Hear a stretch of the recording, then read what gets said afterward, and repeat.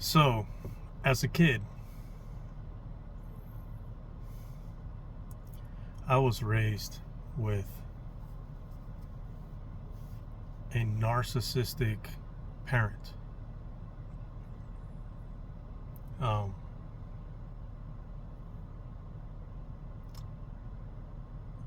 I was raised in an environment of fear, an environment of manipulation, an environment of chaos, um, just constant chaos, and in a very psychological way, more than physical. Physically, things were difficult as well, as I was a child living in a communist country. But it was chaotic and emotionally taxing, nonetheless. No matter where we were, as long as I was under the care of this parent.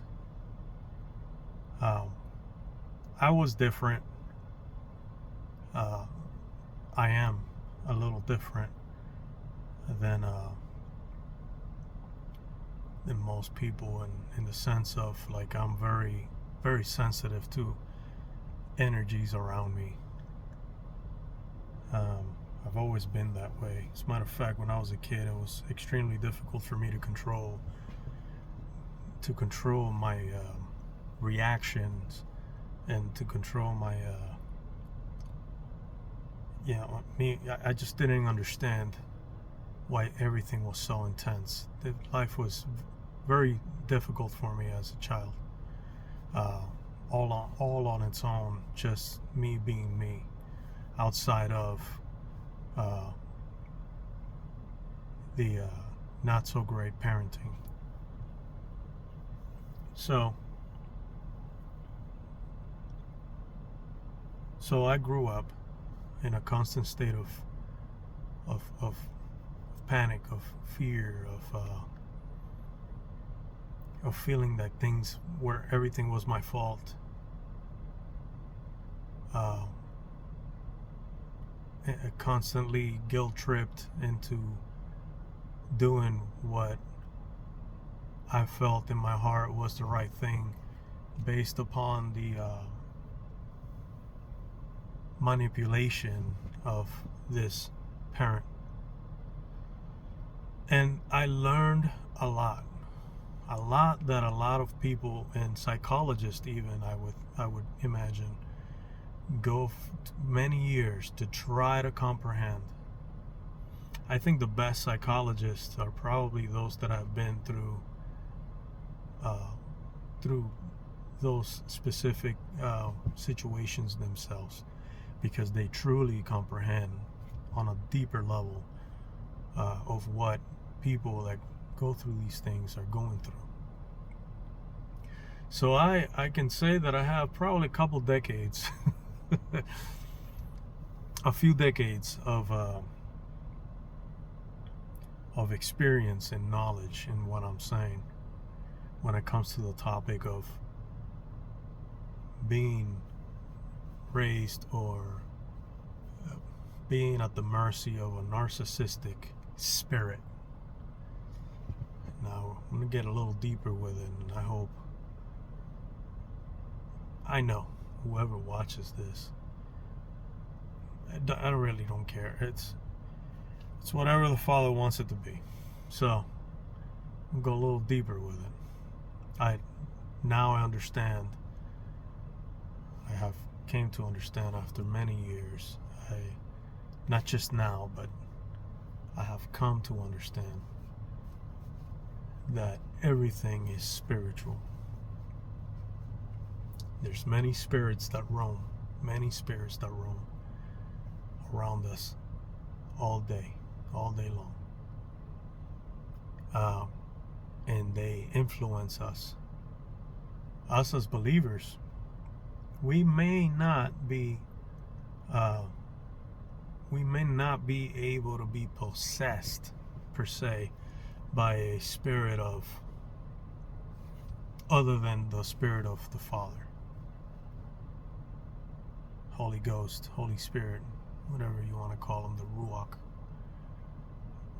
we may not be able to be possessed per se, but we do open doors in the spiritual realm and legally allow certain spirits that are not of Yah, that are not of the Father, to come and inhabit us for a time.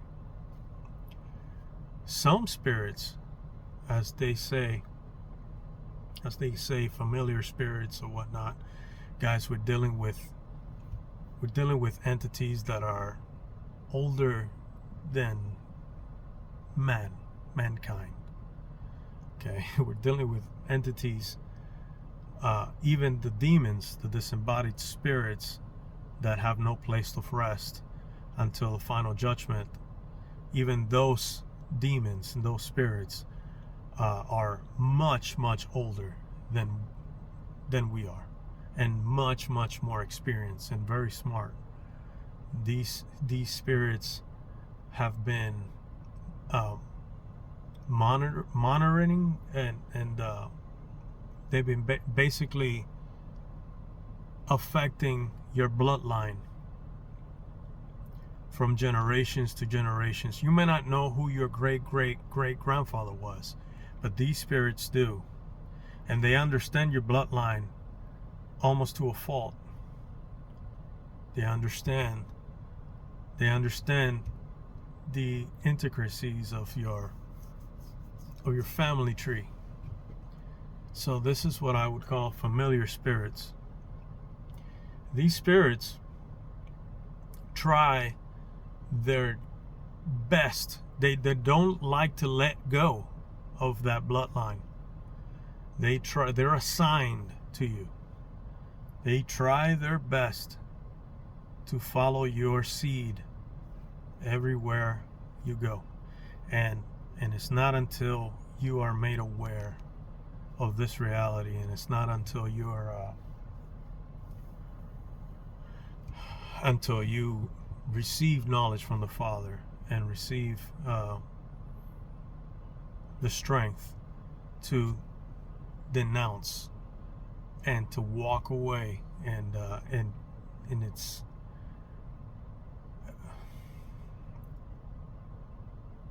whatever walking away means to you individually, right? It's a very serious situation. So I have came very familiar with these spirits, spirit of fear, because everything that is not a spirit of the Father derives from a spirit of fear. If it's not the spirit of perfect love, which is the Father, it's the spirit of fear. Everything negative, anything that is a detriment to our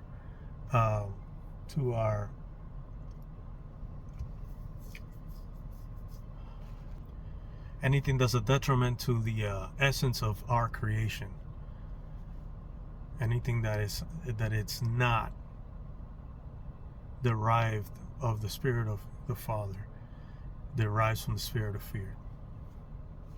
It's black and white. It really is. It really is black and white. There's a lot of grays, but the grays are all lies. It really comes down to black and white. So I've come to know these spirits very well. I can see them. I can smell them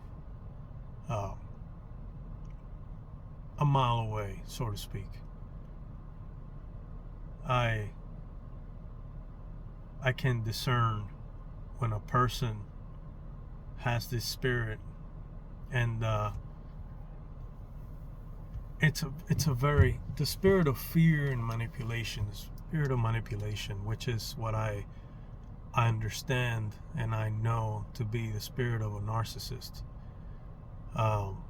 is a very persuasive. This is no slouch spirit. Okay, this spirit is very smart. It's very well put in its ways. This spirit can quote word. Like this spirit can wrap you around and make you spin, and you won't even know it. This spirit is very, very, very dangerous. It drains you. And when you try to resist this spirit without the proper tools, without the correct foundation, this spirit will destroy you. Even if you manage to have some legal hold on the situation between you and this spirit, the moment that that spirit recognizes that you are alert, it will try to destroy you along with it. It will bring everything down to the ground. I hope you guys can grasp what I'm saying here.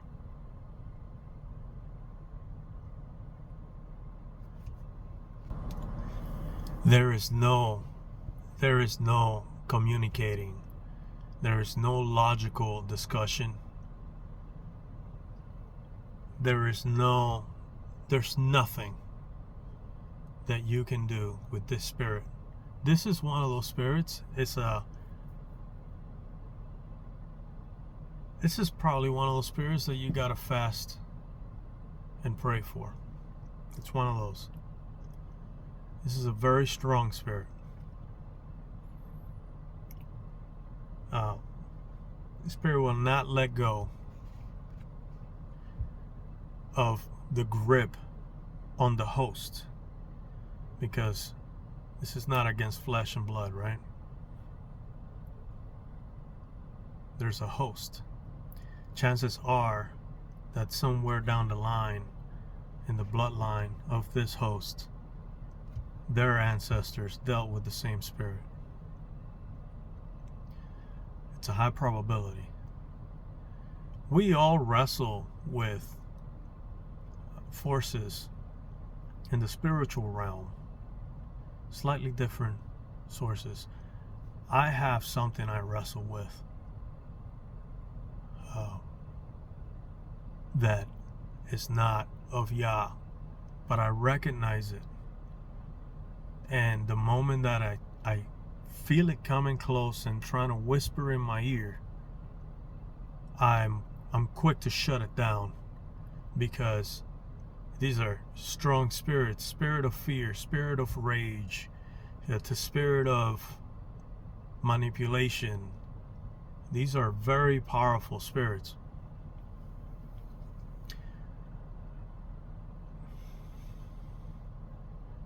When obviously the host of the spirit will not be able to correct this. This is a group effort. If there is any salvaging, that is. This is a very difficult thing. If you are in a relationship of any type, any kind, whether it's a spouse, husband and wife, or family member, or friend, group of friends, whatever type of group it may be, when this spirit is present, if it goes unchecked and this spirit grows to a level of a high level of influence, things start going wrong. The spirit will again try to wrap around the axles of everyone's understanding. This spirit does never do wrong. This spirit is never wrong in the eyes of the host. This spirit of manipulation never admits fault. It's always right and everyone else is wrong when it starts getting called out.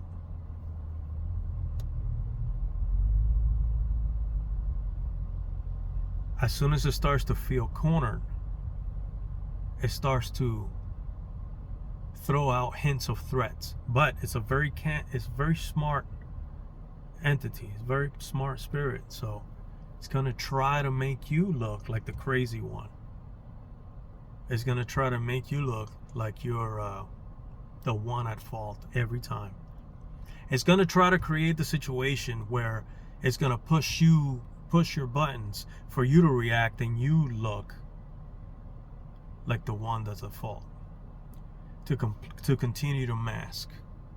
Before it gets to that point, when it starts getting discovered and it knows that it's being discovered, it's gonna play it cool. It's gonna chill out for a while. It's gonna back up. Doesn't mean it's gone. It's just very smart, because it doesn't want to leave the host. Guys, I hope you understand what I'm saying. I don't really know what I think I know what I'm gonna call this video.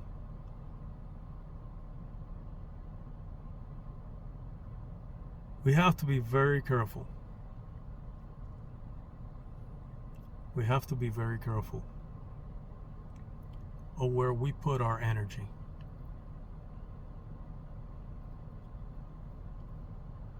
If you encounter this spirit in anybody that you may know,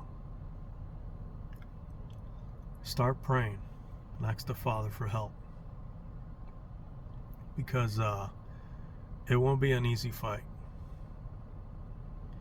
It won't be an easy fight. And I know now I'm okay.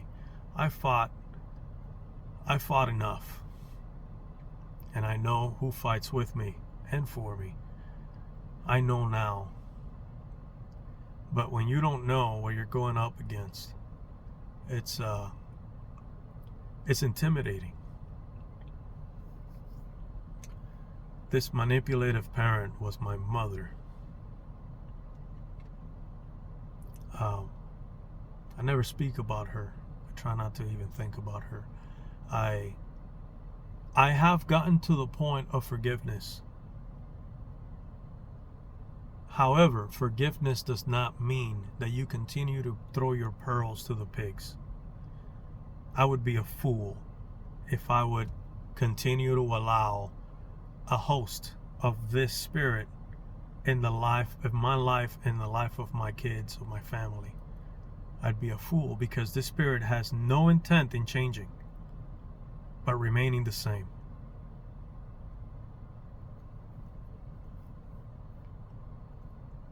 And it often jumps and it comes back, and guilt trip is the guilt trip is, it's serious, because it tries to maintain the host. It wants to survive. It wants to affect this physical realm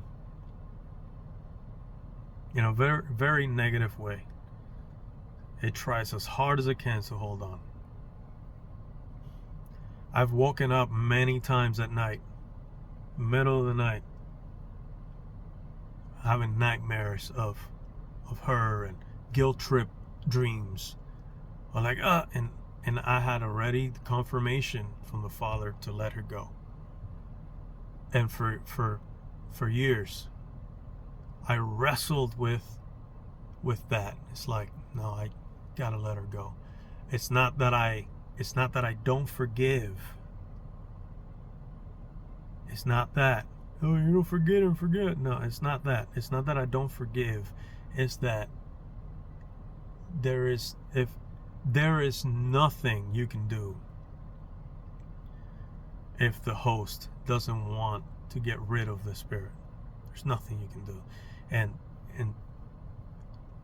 in my experience, 9 times out of 10, or 10 out of 10, the hold of that spirit is so strong that there's no conversation you can have. Everything's one-sided. There's no conversation you can have to try to get something to click in there for correction. Nothing, because it's a very strong. it's a stronghold. So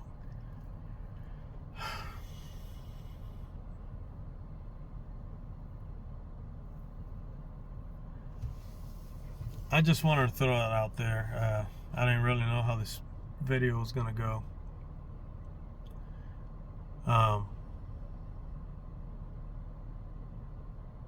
I will know the effects of these words I have just said in my surroundings. I will know them. There's no way I won't know, because no matter what the reaction is, there will be a reaction. And the Father has given me the gift of recognizing certain things. It's like a gift and a curse, you know? So, yeah, guys, beware of the snake in the grass. And there's your title. Beware of the snake in the grass. Shalom.